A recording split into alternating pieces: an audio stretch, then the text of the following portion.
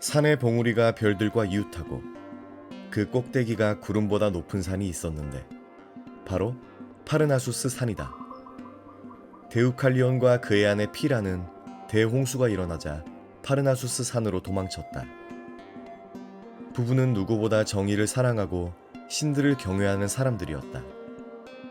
제우스의 그칠 줄 모르던 분노도 시선이 그들에게 이르자 이내 사그라들었다. 바다는 더 이상 분노하지 않았으며 땅이 솟아올랐고 수량이 줄어들자 점점 더 많은 땅들이 모습을 드러냈다. 그토록 많던 남자 중에 단 한 남자만이 남았으며 그토록 많던 여자 중에 단 한 여자만이 살아남은 것이다. 심판이 끝났음에도 부부는 흐느껴 울고 있었다.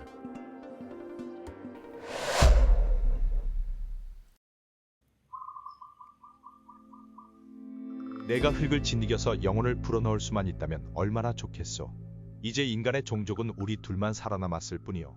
이는 신들이 결정한 일인 듯하니 우리는 인류의 모범이 되어야 하오. 어찌할 바를 모르던 부부는 신성한 신탁의 도움을 청하기로 하고 지체 없이 여신의 사당으로 발걸음을 돌렸다. 부부는 옷과 머리를 단장하고 신전의 차가운 돌에 입을 맞추며 신탁을 구했다. 부부의 모습에 감동한 여신은 인류를 구원할 신탁을 내려주었다. 이 신전에서 떠나가 머리에 베일을 두르고 옷에 허리띠를 푼 다음 내 위대한 어머니의 뼈들을 등 뒤로 던지어라.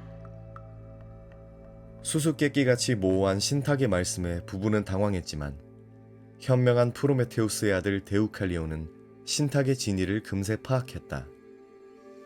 위대한 어머니는 대지를 의미하고 어머니의 뼈란 대지의 돌들을 가리킨 것이었다. 그들은 신전에서 물러나 머리에 베일을 두르고 허리띠를 푼 다음 지시받은 대로 등 뒤로 돌들을 던졌다. 그러자 놀라운 일들이 벌어지기 시작했다. 부부의 등 뒤로 떨어진 돌들은 점점 물렁해지더니 형체를 이루기 시작했다. 물체는 점점 더 커지더니 온화한 특성을 갖추었고 조금씩 인간의 형상을 띠게 되었다. 그 중에서 습기를 취해 축축해진 부위는 변모하여 살이 되었고 딱딱하여 굽힐 수 없는 부위는 뼈가 되었다. 남자가 던진 돌은 남자의 형상을, 여자가 던진 돌은 여자의 형상을 갖추었다.